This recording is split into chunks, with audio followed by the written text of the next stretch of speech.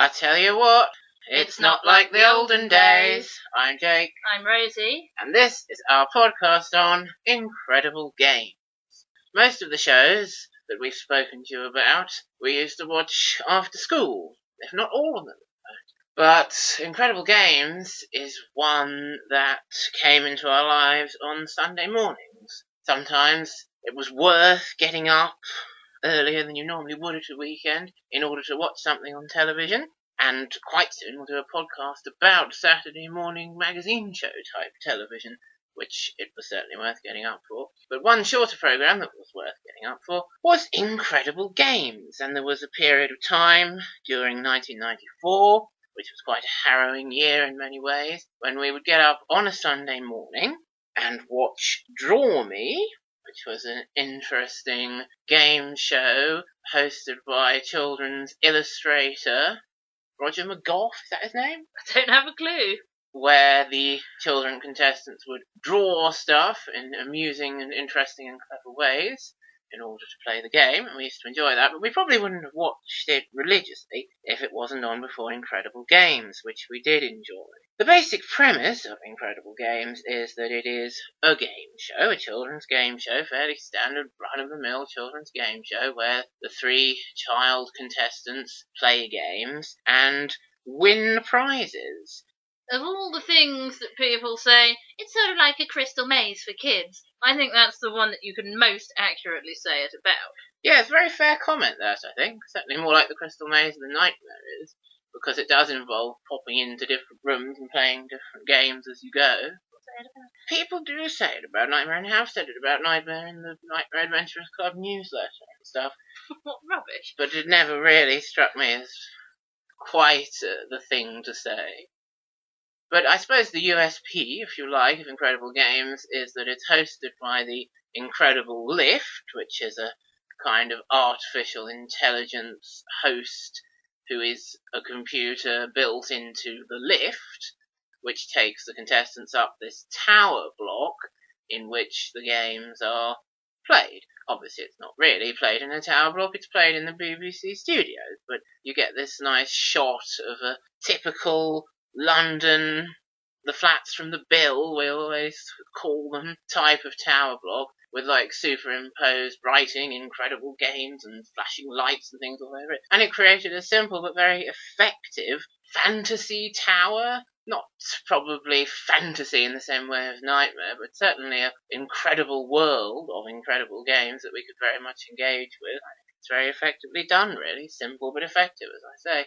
And the basic premise is, I think I said that too, the lift takes you all the way up playing games along the way. And in this first series, which I started talking about, which is very sensible, because it was the first one, David Walliams was the Incredible Lift, the host. And this was, 9 years before Little Britain, so he was very much unknown at the time. And he had this crazy plastic yellow hair when he appeared on his screen as the Incredible Lift character in the metal lift, and he welcomed the contestants and interacted with them and introduced them to the games. And of course we will discuss the games just in a moment, but let's talk about David Walliams as the lift, as the host first.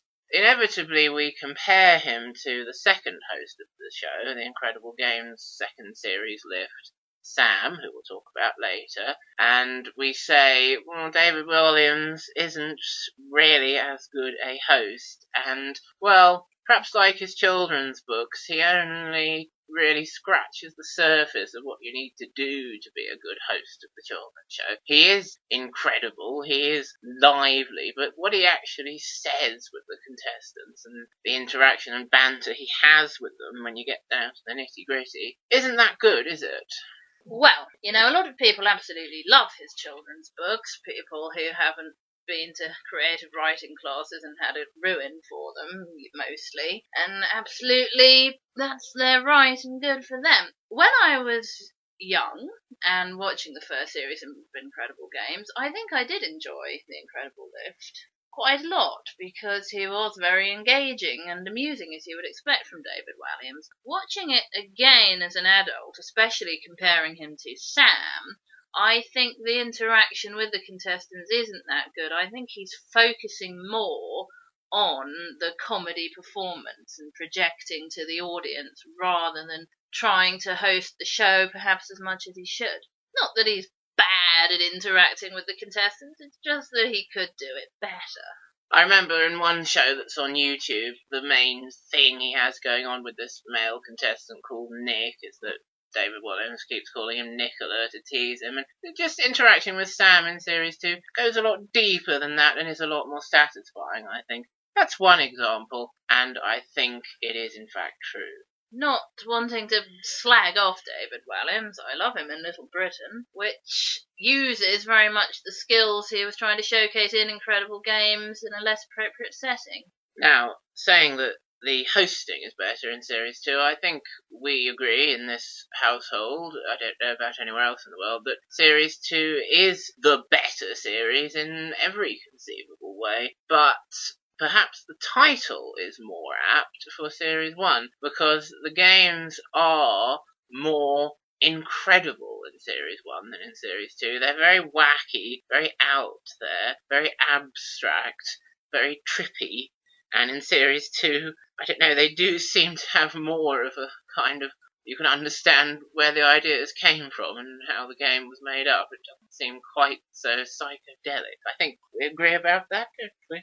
Yes, you're going to describe the Series 1 games, which you're going to do better than I could because I don't really remember them very well. Yes, and I have watched all the episodes that are available on YouTube, so I do know them quite well now. There are 4 main go-in-the-room games, but there's some little ones along the way for little extra challenges to pick up extra credits along the way. You have to identify Frank Bruno walking towards the camera. Yeah, that's right. Who's this coming along the corridor? If you get it before the time runs out, you get some credit. And there's the listening game, where 2 of the contestants stay in the lift and listen to phone receivers, and the other one goes out and makes some noises, and you get credits for guessing the right noises. And 2 of them... What kind of noises? Well, 2 of them are very guessable, like a tambourine and blowing a whistle, perhaps. And then the third one is deliberately you're not going to get it, and it's crazy and incredible, like that was actually Victor blowing into a watering can. Oh, yes, I remember that now. Or that was actually Jane... I can't think of contemporary 90s names. But there is one called Victor, actually, on YouTube in Series 1. Emma, there's probably an Emma. That was Emma scraping a wooden spoon up and down an old-fashioned washboard. You know, things like that you wouldn't necessarily get. And are quite crazy and incredible. And then there's one where you have to identify what you're looking at through the camera, and it's from funny angles, like they used to do on Zap, which you can do for extra credit. So those are little things along the way, but the 4 main games are as follows. The Glowworm game, where you have to have 2 of the contestants blindfolded, and the other one is in the lift directing them. And the 2 blindfolded ones go into 3, game areas, and have to pick up these glowworms and stick them in, candle holders. And they get a certain number of credits for each glowworm. And the first one is in this wall of hands, like manacled hands, and it's being passed all through the hands. Giant glowworms, aren't they? Giant glowworms, yeah. They're quite memorable, that one. And they look sort of like maggots, don't they? Rather than the toys that you could get in the olden days. Oh yes, they weren't like those. They had a sort of glowy end and were otherwise large maggots. It was quite memorable, wasn't it, the wall of hands bit? Yes, I do remember. I can visualise that. And then the second bit's the swamp, which has a kind of rocky, uneven causeway you have to walk on, and then inevitably the contestant will slip and fall in the swamp, and the lift and the guider will laugh, and then they find the glowworm somewhere in the sort of swampy area. They wouldn't do that nowadays, it's not safe enough. No, not nearly. And then you've got the dark, spooky forest, which has some of the nightmare sound effects in it. And there's trees and cobwebs and logs and things, and you have to find a glowworm sticking in one of the trees, and they hardly ever get that one. There's only one episode on YouTube, I think, where they managed to get all 3. And it's a crazy game. It's an incredible game, isn't it? Quite memorable, quite fun, and very incredible. The order of these does vary, by the way, show by show, but I always think of that as the first game. And then you've got the planet Susan, which is very weird and very incredible. Calling a planet Susan is very funny and incredible, isn't it? Yes, if you want a funny name, like if you're going to make fun of a school child on stage at pantomime and do his voice and ask him what's his name, you say Susan. Oh, so you do. Now, the planet Susan was a very polluted planet, and it had this great big metal dustbin in the middle, and 2 contestants were on these flying wires, Not safe. and they would pick up bits of rubbish that were floating around planet Susan and pass them to the contestant on the ground, who then runs and puts them in the bin. And you get like 10 credits for every bit of rubbish that goes in the bin. They don't always manage to grab a bit of orbiting rubbish, but there's all sorts of incredible bits of rubbish, like there's a chessboard and giant milk bottles and funny bows and things, and just all sorts of funny props up there. Is it actually making a political statement about space pollution? Well, perhaps it is, yes. But that's very wacky and incredible and rather fun. And then the other 2 games are the 2 games that do transfer from Series 1 to Series 2, because they are perhaps a bit less wacky, even though they are quite incredible, than the other 2 games I was talking about. And I think it's quite right that these 2 games do transfer to Series 2, because I think they are the best, really, from the first series, and the one which we've always found, I think it's fair to say, the most memorable, and really is the best incredible game of all in both series, is The Dark Knight. Very atmospheric, very enjoyable, very much you can see it and plan their tactics and see what they're going to do and watch it unfold, and it's terribly exciting and quite chilling and scary sometimes. It's the most like nightmare you're going to get in incredible games. I never actually found it scary because the consequences weren't that dire, were they? Especially not in Series 1. They just go and pick them up from a big white area on the next level up, as it were. But it's well done, The Dark Knight, and it's actually interesting early use of a VR helmet. The Dark Knight himself is like the bishop in combat chess, I want to say, but you know what I'm talking about if you know Nightmare quite well. But he's the opposition piece on this giant game board, as it were, and the 3 contestants become pawns in some way and have to try and make their way across the Dark Knight's game board, first by moving forwards, then to the left or to the right, move by move. And the Dark Knight can't see them, but he can see the lights on the squares where they've just been standing, so he works out where they are and comes and sticks out his arms and his cloak and absorbs them in a green sort of flash. Just quite atmospheric, and you might find quite scary if you were quite little and sensitive. I think I'd have done if I was about 4. Well, I always felt more comfortable that it was only a game than I did with Nightmare. Nightmare I found genuinely terrifying because I wasn't sure how much of it was real. So if I am comparing The Dark Knight to something like that, I was always much more comfortable with it. But I can see what you mean. It's easily comparable to things like Demon Causeway from Raven and other sort of living game board games that you see on programs. Wizard chess. Yes, wizard chess from Harry Potter. And I think it's a very good, effective, well done way of doing that. Usually you'd see the Dark Knight get 1 or 2 contestants, take 1 or 2 contestants, sometimes all 3. And then certainly in Series 2, at least once, they all get over. But we think, don't we, like all game shows, it kind of gets manipulated at times. There's an episode of Series 2 where they have to kind of really need to all get through the Dark Knight, or they're not going to have any levels at all after 2 games. So I think the Dark Knight might have been deliberately crap on that one. It's possible. Do you think he was sometimes genuinely off his game? Yeah, I think so, because if they've got the VR wearing helmet man playing the game, he's bound to have his off days, isn't he? Sometimes he goes to 1 of 2 squares they might be on and he's wrong, and then the contestant breathes a sigh of relief. Yeah, that's right, and of course the contestant can employ tactics, making sure if they've got a choice to go left or right, they do actually go the right way to get away from the Dark Knight. Some of them back themselves into a corner unnecessarily, which is very silly of them. You don't want to go to the edge too soon. And the lift will always say, whichever lift it may be, you'll do better if you split up.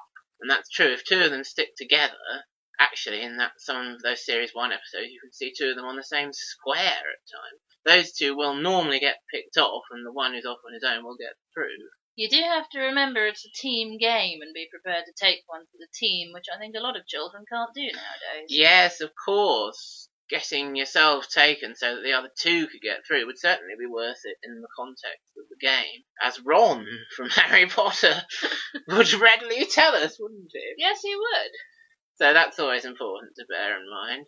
I like some of the atmosphere of the Dark Knight's room as well. Interesting green, eerie lights, and the 3 exit squares on the board have green light as well. And interesting props, like there's a cartwheel leaning up against the wall and stuff. It's quite a nice environment, quite a nice game, and as you can tell, a favourite in our house.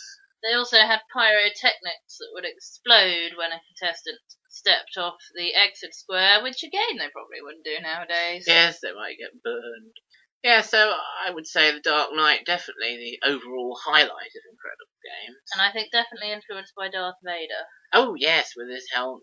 And his breathing. And his breathing and his voice. Move is all he ever says, but it's very scary. And then the 4th main incredible game from Series 1, which also crosses over to Series 2, is Alphabet Soup, as it's generally called, which is fair enough, because the contestants go into the kitchen and then get shrunk down by the handy molecular reorganization ray. Probably not really, it's probably actually a different set, which is the miniature of the kitchen set. Really? Yes. Where did they find a giant club bar, though? Well, yes, they've got the giant Jacob's Club, so perhaps it is real molecular reorganization. And it is an orange club, which just goes to show what a very sensible television show it was.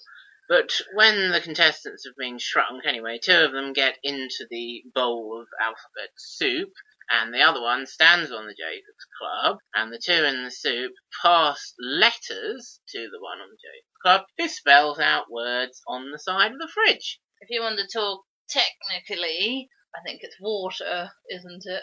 Yes, it's a swimming pool in the shape of a bowl, really. With prop vegetables in it. The prop vegetables and croutons and things are a nice touch. They make it look like soup. They do, as well as the letters in there. They've certainly gone to a lot of effort in Incredible Games to make these little incredible world environments, and it really works very well, I think.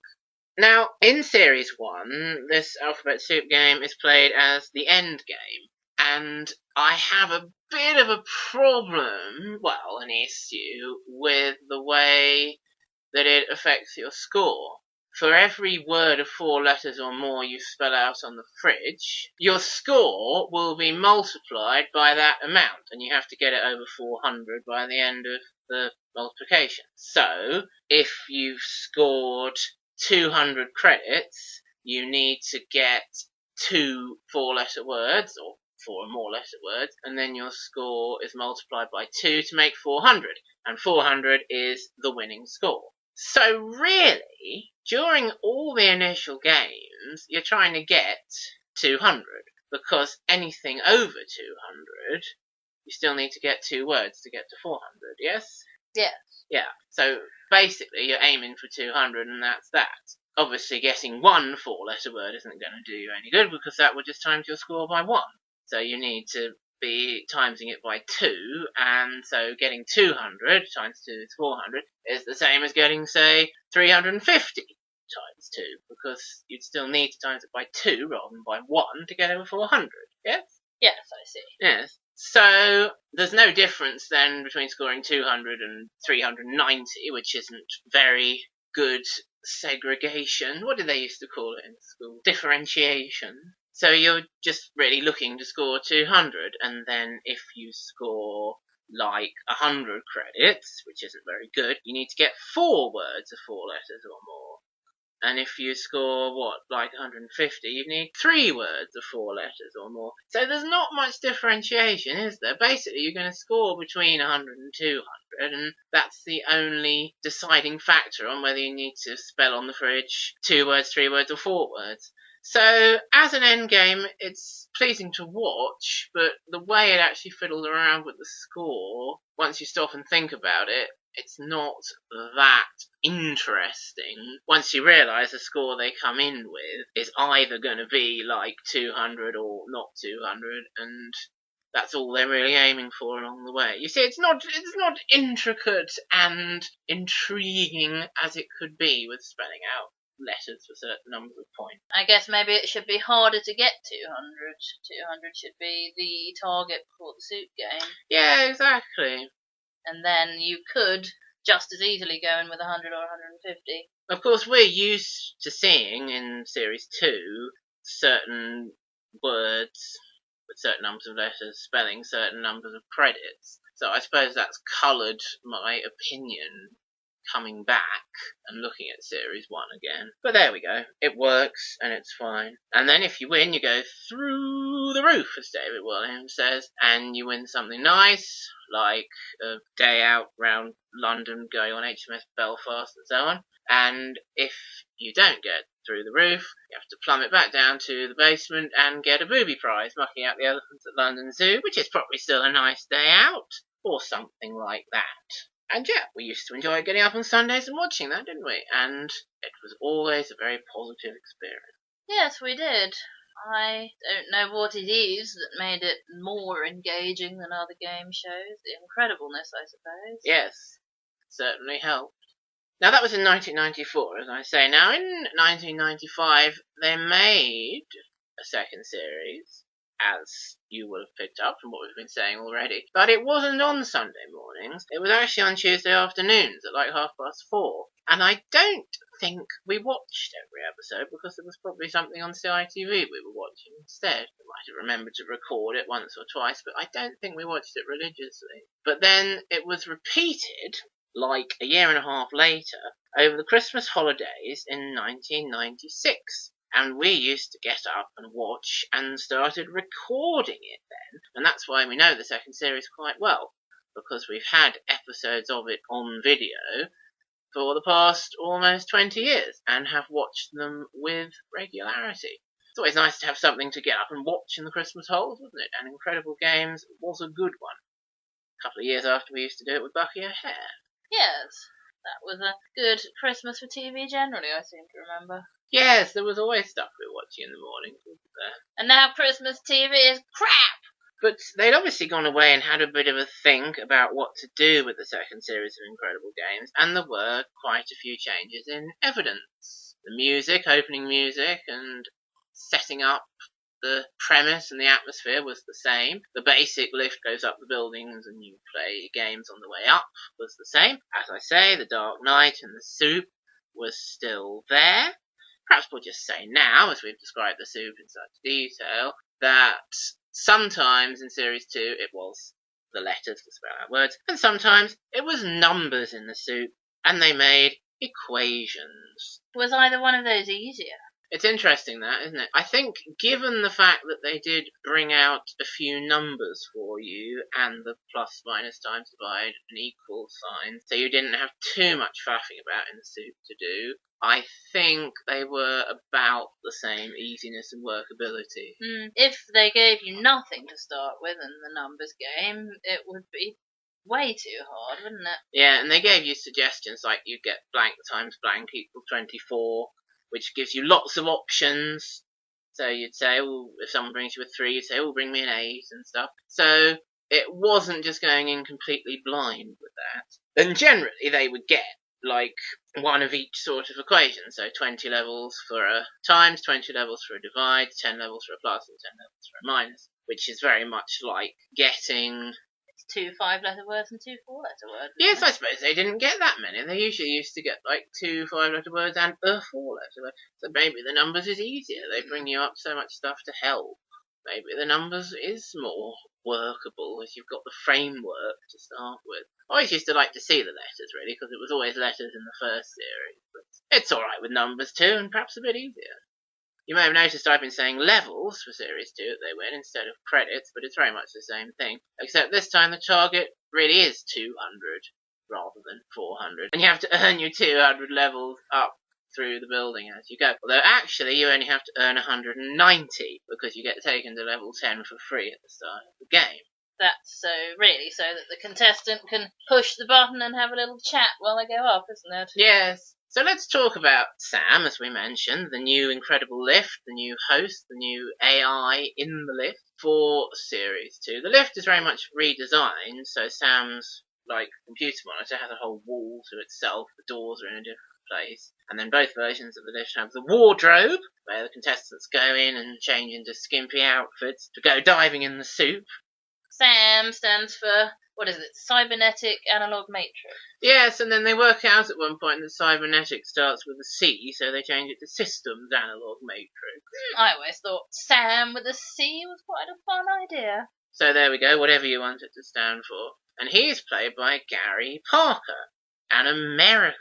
Sometimes you can hear him doing voiceover work. I remember he advertised the DVD release of MASH at one point, but he's got quite a distinctive American voice. And he is so good, isn't he, at engaging with the contestants and interacting with them and saying interesting things to them and about them when they're going between floors. He's absolutely brilliant. Obviously, they also give him lines, so he has some jokes to do, and he does them so well. Like when he's talking about how he's not allowed to be the computer on the spaceship anymore because once he got excited and opened the doors too soon, how was I supposed to know all the air would rush out? And then do you think the next bit, I don't know, you make one mistake, you pay for it the rest of your life. Do you think that was an ad-lib? I bet that was an ad-lib, and it's so true, isn't it? Yes. Also, he does interact with the contestants and responds to what they say, and if they say something he's not necessarily expecting, then he can answer them just as well, unlike some nightmare actors. Yeah, he's really, really good at that interaction and improvising slash presenting slash acting. And if one of them's falling over when they run back into the lift, he will make a little joke. Yeah, he's absolutely brilliant. I think he's much more equipped naturally to be a presenter, actor, improviser mix than David Williams. I really do. You can go on the list with Hugo Myatt and James Mackenzie of the top actor, presenter, improvisers in the history of children's television. Top 3? Yeah. In what order, I wonder? And he does such a great job, doesn't he, Sam, of putting the contestants at their ease and making them laugh and getting them into good team spirit. I'm sure David Williams did that less, and the contestants kind of get a sort of don't really like you vibe with him. Nicola, I'm not Nicola. They don't get like that with Sam. They will get into a much more fun frame of mind, which I think is more pleasant to watch. I'll tell you the difference. Sam laughs with them rather than at them. Yeah, that's right. It's an important difference, I think. So we've always enjoyed Sam. What's the best intro? Are you here to play incredible games? Yeah! Well, I don't feel like it, and he disappears. And then he comes back and says, oh, of course I do. It's really funny. Absolutely brilliant, because of course we're used to seeing him say, are you ready to play incredible games? Yeah, well, let's do it then. But no, he doesn't feel like it that way. Absolutely brilliant. Wonderful stuff, that. Yeah, brilliant job from Sam all the way through. Can't praise him enough. But perhaps we have praised him enough in the context of this podcast, so let's talk about the games. One disadvantage I always thought Series 2 had over Series 1 was that you don't see the Dark Knight every week, which is a bit of a shame, but you do see the alphabet soup in some form in every episode anyway. Some might say that the variety is an advantage. That is a good thing about Series 2. I think you don't get the same 4 games every week. You're not sure what's going to pop up. You can go, oh, that's my favourite. If it does come up, you won't necessarily see it every week. I think there's enough variety, but not too many games, so you do see each game enough during the series. Not like Trapped, where you don't see Deadly Medley as nearly as often as you want. It's only in the series twice. You know, you can have a favourite game and you won't be bored of it by the end of the series, but you'll have seen enough of it, which is good. We've mentioned Trapped a couple of times now. It's actually not from the Olden Days, although it could have been. Yes, it would sit quite nicely in the Olden Days with a couple of little alterations. So yeah, The Dark Knight was still the very best game, and Sam did some very good narration over the Dark Knight game. My favourite one, which I sometimes quote when things happen, like Andy Roddick chucks away his opportunity to win Wimbledon. There's a contestant getting cornered by the Dark Knight and there's absolutely nothing he can do, and Sam goes, what's happening? And you can tell the contestants can hear him because they're giggling along. Yeah. And that's another thing I think Sam, Gary Parker, is better at than David Williams, actually narrating the games for us and making little comments to the contestants during the games. David Williams was quite matter-of-fact about it, I think, whereas Sam really gets into it and has a laugh, but says useful and encouraging things as well, which is part of presenting the show, of course. Yes, David Williams didn't seem as interested in what was going on. A bit more of a Michael Underwood. Yes, total immersion presenting. That's what Sam and Raven and Traegor do, and David Williams doesn't really. But I think that's the last thing we'll say about that. So yeah, you don't see The Dark Knight every week, but it's a real treat when you do, and that's 20 levels each for getting across. And The Dark Knight is one of the challenges in Series 2 where if someone loses, they're taken down to the basement, which is new for this series, and the other team members have to find them in the laundry hoppers, and for every 30 seconds you spend down there, you get 10 levels deducted from your score, which is quite a good way to bring people back into the game when they're out, isn't it? And doesn't really distract from the main games too much. And inevitably you'll get minimum deduction if there's one of you down there and two contestants looking for you. And obviously it's going to take longer if one person goes down to look for two of you. Yes. Basically, if two of you get across at the Dark Knight, you earn 40 levels and lose 10, so you end up with 30. And if one of you gets across at the Dark Knight, you earn 20 levels and lose them both down in the basement, so it's kind of a break even. Not guaranteed to happen that way, but you would always see it happen that way. And we mentioned the scoring in the soup, didn't we? 20 levels for a 5-letter word, 10 levels for a 4-letter word, 20 levels for a multiply or divide, 10 levels for a plus or minus. So let's talk about the other games, the new games for Series 2. Now, the one that is included almost inevitably instead of the Dark Knight, when it is in there, is my very, very least favourite game, which is the Crystal Cave. I always call it the Crystal Cavern because that's the location from one of the Nightmare books, but it's actually the Crystal Cave, isn't it? Yes. And like the Dark Knight, it's all three of you get out, you get 20 levels each. People go down to the basement if they lose. But unlike the Dark Knight, it's not very pleasing atmospherically or in its gameplay, I think. What are your thoughts on the Crystal Cave? Well, I never really noticed there was anything very wrong with it. I suppose I thought, better explain a bit what they have to do first. They have to get shapes, blocks, which are quite large enough to make stepping stones. They have to fit them into these holes on the ground, in the ground, and step over them. There is one path per contestant and 3 stones, blocks, steps, and then they have to put a crystal in the door to escape. And I did think, well, in real life, you would step on the border of an empty hole to put a shape in the middle hole, whereas they weren't allowed to do that. They had to complete that step first. But I never really cared, and then you were pointing out a lot of other arbitrary elements to the game that you wouldn't do in real life. It's fair enough in a game if there's rules. Okay, you can't do this because it's against the rules, you can't do that, even though practically, if in real life, if you were doing it to save your life,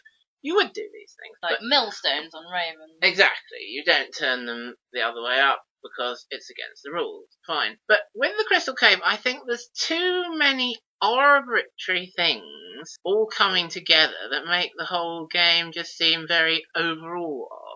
As you were saying, if you were doing it to save your life, you wouldn't bother putting the blocks in. You'd just step on the edge of the stepping stones. You wouldn't bother passing the blocks through the middle dividing wall through the right-shaped holes.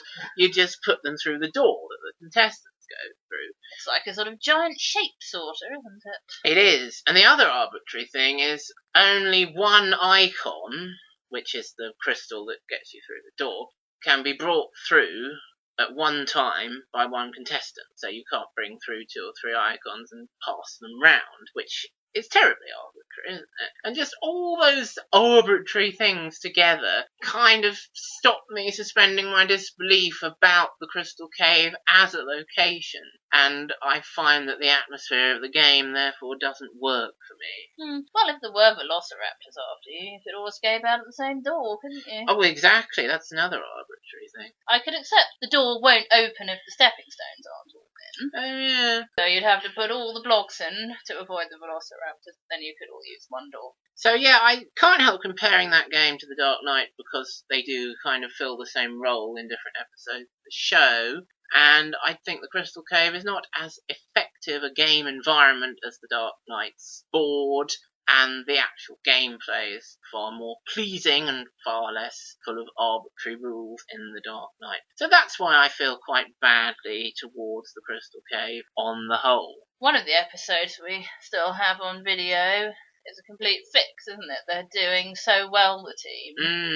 They're doing the Crystal Cave the best that they possibly can. They're all getting their crystal icons, and you think, oh yeah, they're all going to run over the path and get out in time. But the crew decide, no, they've got to go to the basement, they've got to lose some levels, and one of them has to pretend that she didn't get out at the last second. In fact, it appears that she just stands in the other room for a very long time while her two teammates are escaping. Yeah, and then there's that other one where they don't want them to win, and one of the shapes isn't there. Oh yeah, one of the shapes isn't there. What a fix! What a terrible fix. So that's the Crystal Cave, anyway. What game do you want to talk about next? Let's talk about Dr. Granville Gravel. Now that's a really, really good game. That's a great game. And it features another very fine piece of acting / presenting, as it were. Slash improvising, indeed. From an actor who I believe is called Matthew Byam Shaw, as far as I remember from the credits. I wouldn't have thought of that, but that does sound familiar now you say it. As Dr. Granville Gravel, a Victorian school teacher, as Sam says, whose schoolhouse was on the site of the tower block, and it burned down, and he's now a ghost haunting the tower block, which is a nice bit of basic backstory atmosphere to tickle our imaginations, isn't it? If you were pedantic, you'd probably want the games to be always on the same floor, wouldn't you? Oh, yes. Particularly the one with the ghost in, perhaps, but for goodness sake, that doesn't matter. Yes, they vary floor by floor, of course, depending on how many levels the team has actually won. Now, unusually, this game, this Victorian teacher school quiz, as it is an all-or-nothing game. You get 40 levels for correctly completed quiz and nothing for nothing, which is why you usually see the contestants come out on the same floor, arbitrarily, and do a different game. But it's not just a quiz, it's the two Ronnie's Mastermind quiz. Is it? Did they do that on the two Ronnies? Yes, there's this sketch where Ronnie Corbett's specialist subject on Mastermind is answering the previous question. Oh, yes, that's exactly what it is. And the idea is, the school teacher says to you, what is the square root of 81? You say nothing, and then he says to the next contestant, what is the square root of 144? And you say 9. Although it would be something more like, who is the Prime Minister, wouldn't it? Yes. Rather than another maths question. Yes, they have a lot of interesting questions. How many members make up the band Bad Boys Inc.? Squirrel. Correct. What is the cost of a first-class stamp? 5. Correct. Who wears his underpants on the outside of his trousers and leaps tall buildings in a single bound? 24p. No! 25p! And we're like, 25p! Those were the days when a first-class stamp cost 24p or 25p. Good Lord, how long ago that was. But it's a great game, though, isn't it? Yes. Explain why. Well, that's one reason. It's very fun, the way you mostly have just explained. You are allowed 2 mistakes, a third mistake, and you get old school dinners dumped on your head, which are actually TV guns. Yeah, standard children's TV guns. And then you lose. It is quite funny when he tips it on them. He's got this lever, and it's above their heads, and the containers are tipping, and then it falls on them. That's quite fun, although you would rather see them win, I think. Go, my chariots! And things like that, he'll say. That's right. And he's brilliant, which is another reason why it's a good game. Hammed up really, really well. He's got a cane, like a teacher would have, and even though it's a comedy cane that actually squirts gunge at you, he probably wouldn't have that on TV nowadays, would he? Because we're so sensitive about historical corporal punishment. And he calls the cane Kenneth, which is quite fun. Kenneth and I will teach you a good lesson, sort of thing. He's got a skeleton in the corner called Arbuthnot, who's an old student, which is a nice touch. And he tries to teach him and is throwing the book at him. Wake up, Arbuthnot! That's right. So he's a fantastic character, and he will interact with the contestants, and he will deliberately try to confuse them. If they're doing a bit too well, he'll start going jibber jabber, I'm confusing you. You know, you remind me of old Sally Moffat or something, he'll go, when they're trying to remember answers to questions while he's talking. Yes, sometimes he will say something more specific to the contestant, and if you cheek him, he will engage with you and get involved. I beg your pardon, sirrah, and squirt you with Kenneth. He incorporates things like Latin declensions into his everyday speech and stuff. It's very well done, very well played the part, and very well done as a bit of presenting, as it were. I like it when the contestants do engage with him and cheek him and make him tell them off and stuff. Of course it does damage their chances of winning the quiz. Yes.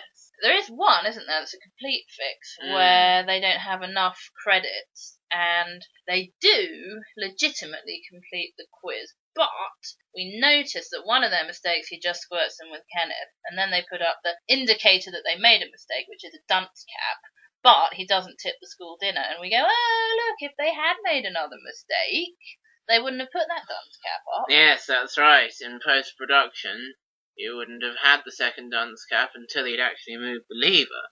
But they do legitimately win, but another reason is that he doesn't distract them. Yes, he just does the quiz, fire, and they win. And they do make 2 mistakes along the way, but they could have made 3, as you say. One thing that's quite frustrating to watch is when a contestant knows the answer but won't say it because they feel like they're really in school and they're waiting to be called upon to give the answer, but he won't do that. He'll just say, oh no, you're wrong, you haven't said anything, and that counts as a mistake, which is annoying. And there's that one team on our video who are really good at remembering what they're supposed to be saying, but there's 3 answers that they don't actually know. Yeah.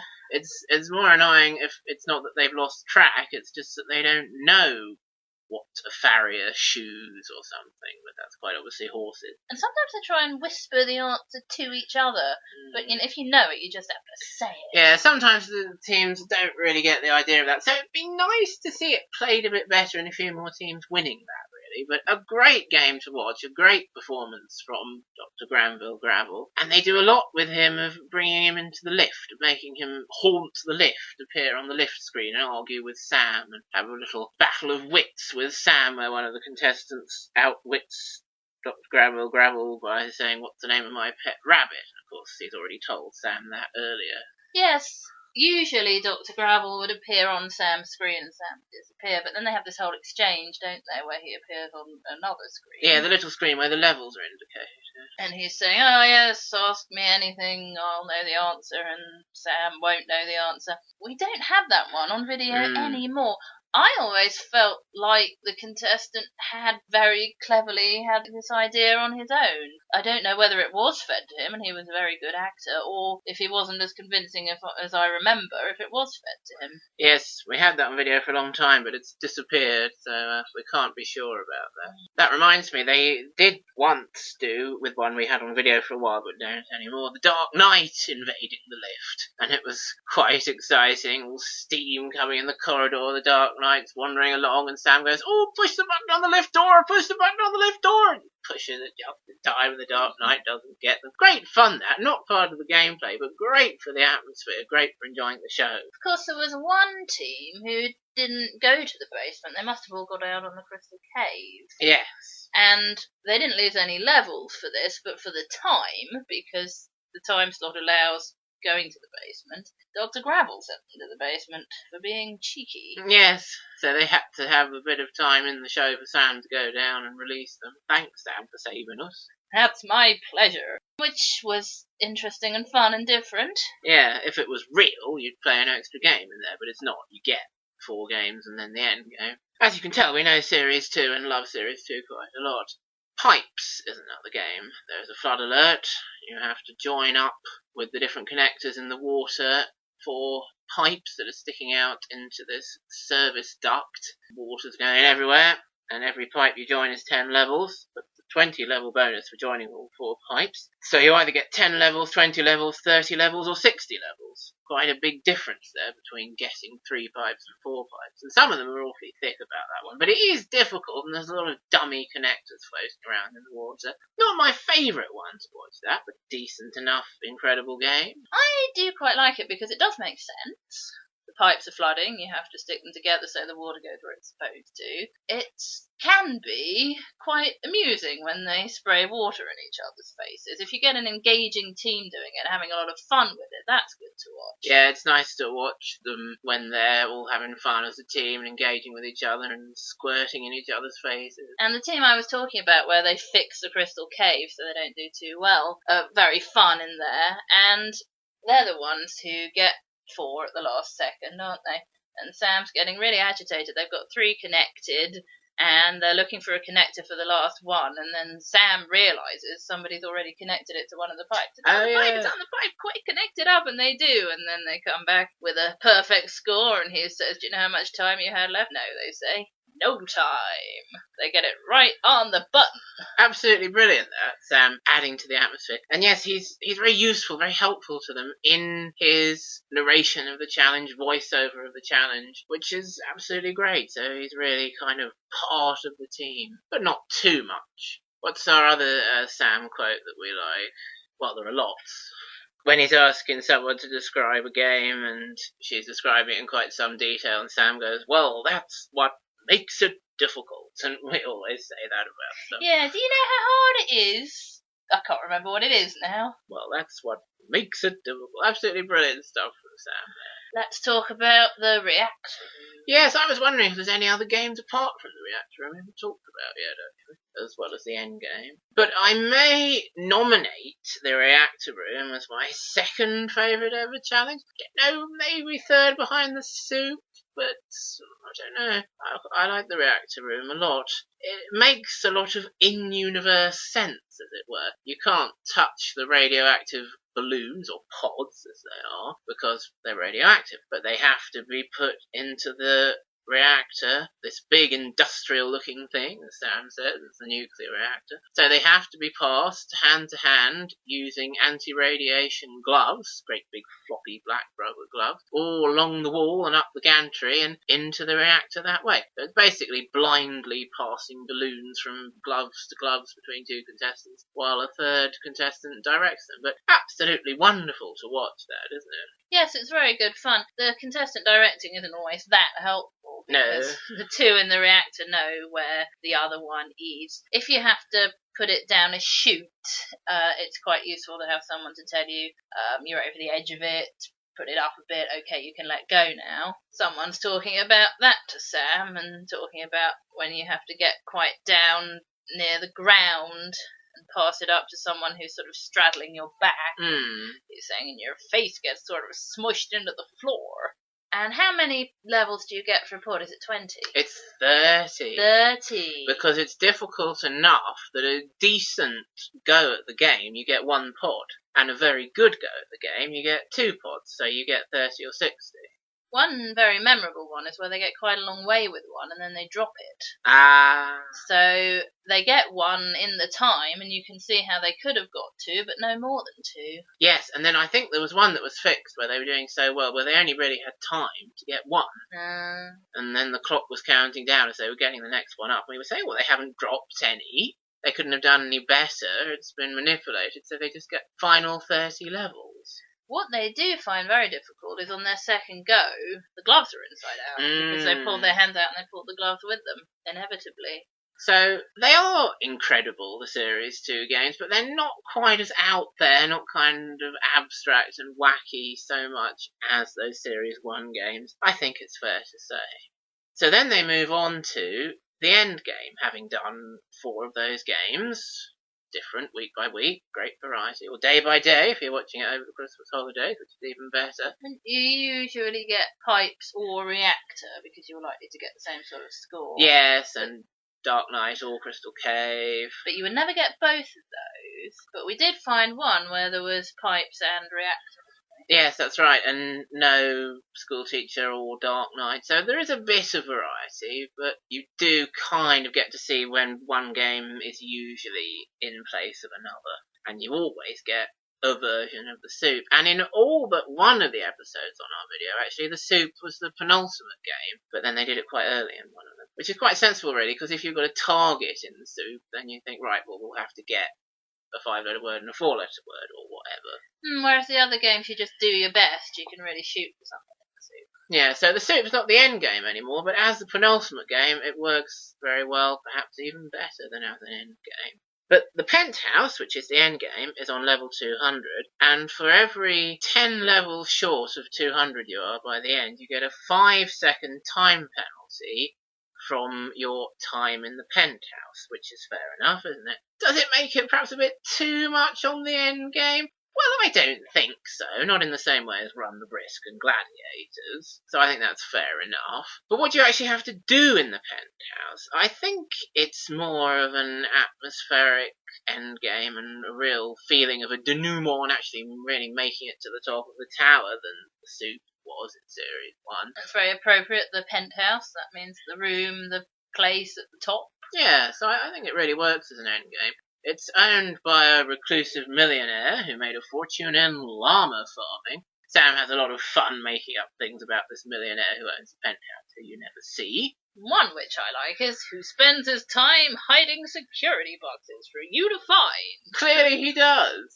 Because all over the penthouse, and he's got things like plush sofas and a globe and drinks cabinets and chests and suitcases and curtains and things. He's hidden, as Rosie says, these security boxes, which are these grey boxes with like a hash hazard symbol on the top. And inside these, unless it's dummy ones, are the prize keys. And the contestants find the boxes with the keys in, plug the keys into the prize board. There are 4 keys, and they always get either 3 or 4 keys. And then the more you put in, the more prizes you get. And the prizes get better and better for each key. How do they open the boxes? I'm glad you asked me that, Sam says. The data lock tools, which are these keys with the geometric shapes on the end. What would usually happen is that each contestant will go around with a key in his or her hand. My favourite tactic that somebody uses on one of our episodes that we have is that they put all 3 keys on the sofa. So if you find a box, take it to the sofa, use whichever keys you need, because some have 1 lock, some have 2, some have 3.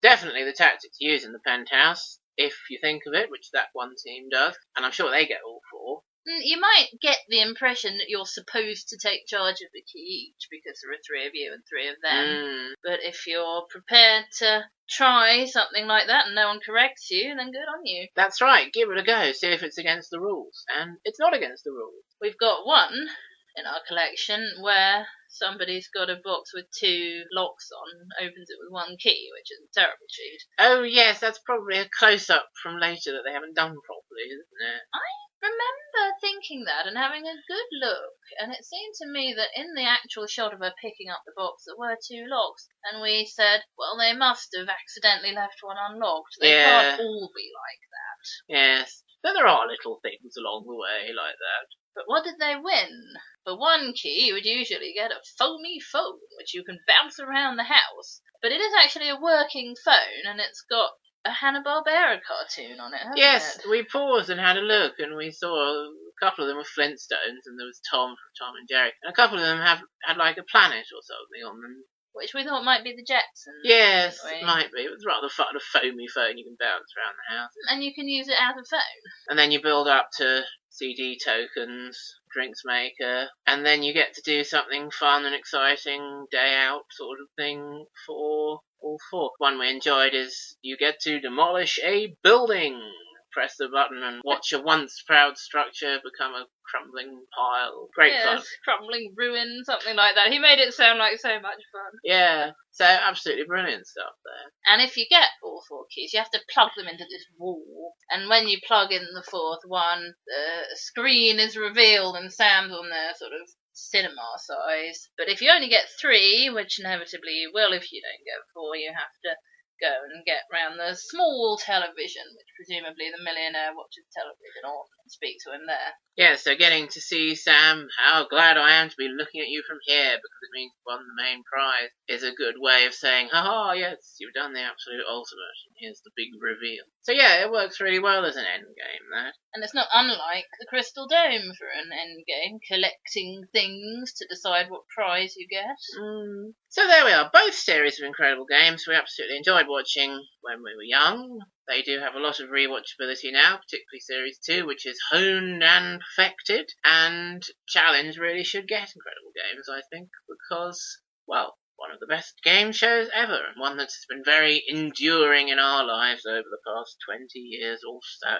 And that brings another Olden Days podcast to an end. But do join us again next time for another podcast, which will be on the subject of Hey Arnold, which you kept mentioning last time, didn't you? So I did. And I thought, well, in that case then, perhaps it's time to talk about it. Hey Arnold, that could be a involved one, couldn't it? You wouldn't think so if you didn't know much about it, but we'll tell you more about that at the time. So we'll have to wait and see exactly how that goes. But until then, thanks for listening today, and good night out there.